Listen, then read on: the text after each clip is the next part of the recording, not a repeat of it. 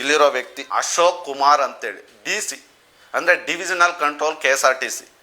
ಪ್ರಸ್ತುತ ಈತ ಇರುವಂಥದ್ದು ಕೆಂಪೇಗೌಡ ಬಸ್ ನಿಲ್ದಾಣ ಬ್ಯಾಂಗ್ಳೂರ್ನ divisional controller DC KSRTC DC. ಈತ ಹಿಂದೆ ಚಾಮರಾಜನಗರದಲ್ಲಿ ಕೆಲಸ ಮಾಡ್ತಿರ್ಬೇಕಾದ್ರೆ ದಾಖಲೆ ಮುಖಾಂತರವಾಗಿ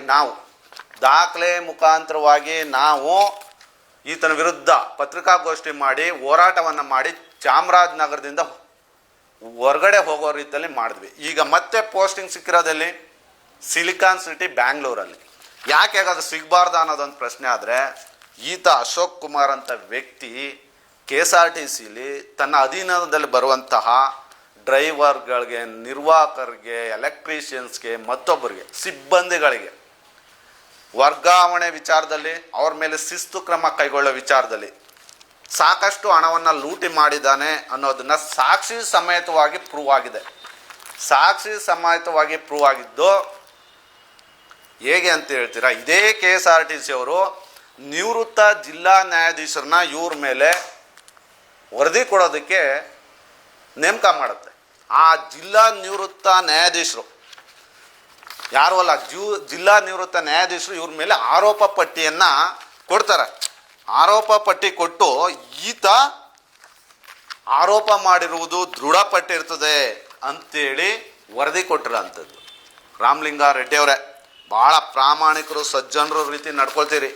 ಹೇಗೆ ಒಬ್ಬ ಜಿಲ್ಲಾ ನ್ಯಾಯಾಧೀಶ ಒಂದು ವರದಿಯನ್ನು ಕೊಟ್ಟು ಇವರು ಹಣ ತಗೊಂಡಿರೋದು ನಿಜ, ಮತ್ತು ವರ್ಗಾವಣೆಗೆ ಈ ರೀತಿ ದಂಧೆ ಮಾಡಿದ್ದಾರೆ ಅನ್ನೋದು ನಿಜ, ಮತ್ತು ಅವರ ಫೋನ್ ಕಾಲ್ಗಳು, ಮತ್ತು ಯಾರು ಅಲ್ಲಿ ಅನ್ಯಾಯಕ್ಕೆ ಒಳಗಾದಂಥವ್ರು ಸಂತ್ರಸ್ತರ ಹತ್ರ ಎಲ್ಲ ರಿಪೋರ್ಟ್ ತಗೊಂಡು, ಪ್ರತಿಯೊಂದು ರಿಪೋರ್ಟ್ ತಗೊಂಡು ಇವ್ರ ಮೇಲೆ ಆರೋಪ ಪಟ್ಟಿಯನ್ನು ಸಾಬೀತು ಮಾಡ್ತಾರೆ.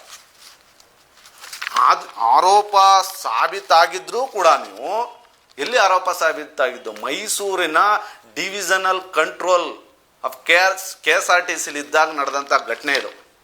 ಇವ್ರನ್ನ ಆ ಎನ್ಕ್ವೈರಿ ಆಗ್ತಿದ್ದಾಗಲೇ ಚಾಮರಾಜನಗರಕ್ಕೆ ಹಾಕ್ತೀರಿ. ನಾವು ಚಾಮರಾಜನಗರಕ್ಕೆ ಹೋಗಿ ಹೋರಾಟ ಮಾಡ್ತೀವಿ, ಮೈಸೂರು ಆಯಿತು ಅಂತೇಳಿ ಚಾಮರಾಜನಗರದಿಂದ ಹೊರಗೆ ಕಳಿಸ್ತೀವಿ.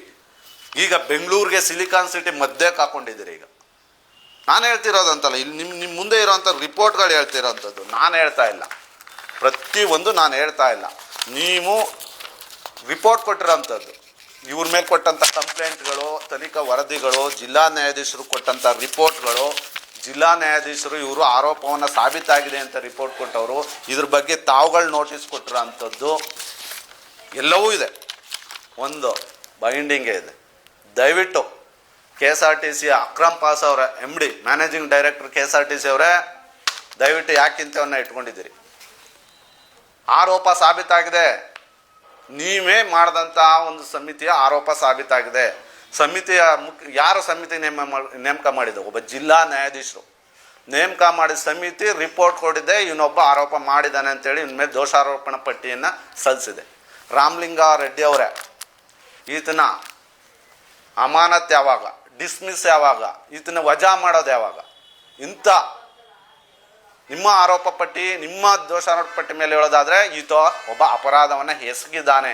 ನಿಮ್ಮ ರಿಪೋರ್ಟ್ ಮೇಲೆ ನಾನು ಹೇಳ್ತಾ ಇರೋದು, ನಿಮ್ಮದೇ ನೀವೇ ನೇಮಕ ಮಾಡಿದ ರಿಪೋರ್ಟ್ ಮೇಲೆ ಯಾಕೆ ನೀವು ನಿನ್ನ ಕೂರ್ತಾ ಇದ್ದೀರಿ? ಬೇಲಿನ ಎದ್ದು ಹೊಲಾಮೈತಾ ಇದೆ.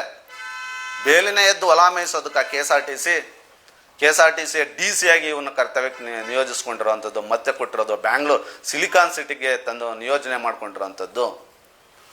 ಯಾವಾಗ ಈತನನ್ನು ವಜಾ ಮಾಡ್ತೀರಿ? ಯಾವ ಫಸಲನ್ನ ಕಾಯೋದಕ್ಕೆ ಇಂಥ DCಗಳನ್ನ ನೀವು ಇನ್ನೂ ಇಟ್ಕೊಂಡಿದ್ದೀರಿ ನಿಮ್ಮ ಇಲಾಖೆಯಲ್ಲಿ? ದಯವಿಟ್ಟು ಸಾರ್ವಜನಿಕವಾಗಿ ಉತ್ತರಿಸಿ.